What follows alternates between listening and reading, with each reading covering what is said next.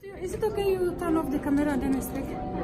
Oh, turn off the camera? Yeah. Do I not have a right to have the camera? I'm not giving you permission to check my face, so...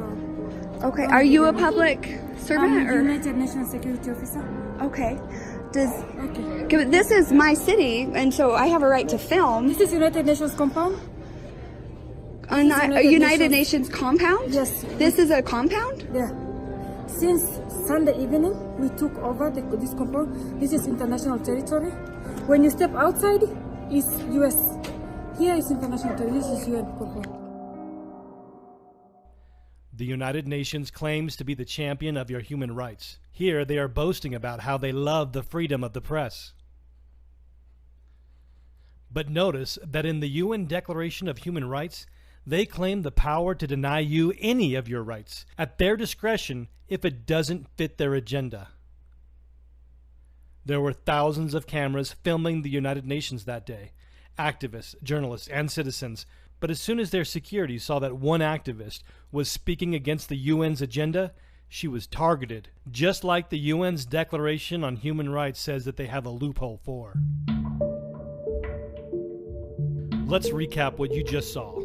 The UN set up a compound in the middle of Salt Lake City. The UN says they took over the building. The UN stated that the taxpayer-funded Salt Lake Palace was now international territory where U.S. rights don't apply. The UN stated that the United States was outside the doors of the Salt Palace. And the UN, who at best should have been a guest of Salt Lake, instead acted like an invader and denied a U.S. citizen their First Amendment rights. Should the United Nations be allowed to simply claim territory in the middle of the United States and deny any U.S. citizen any of their inalienable rights? The evidence is clear that the United Nations claims of defending human rights is a complete farce. They have demonstrated their intent to rule, along with their complete lack of respect for our own citizens, for all to see, right here on our own soil. That's not all. But this has all been brought to you by your fellow elected leaders and other prominent Utah officials. The Utah legislature actually paid for them to come here and defended this international compound with your tax dollars. The mayor of Salt Lake City welcomed them with open arms, and the executives of Utah Valley University invited them here shortly after they officially signed up to promote the UN's agenda through the university.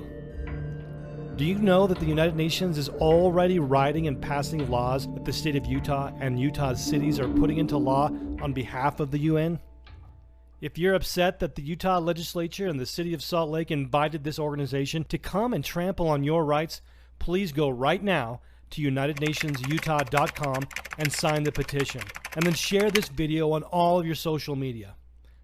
Don't forget to subscribe to our YouTube channel for more bombshell reports about the United Nations in Utah and what you can do to take back your local government.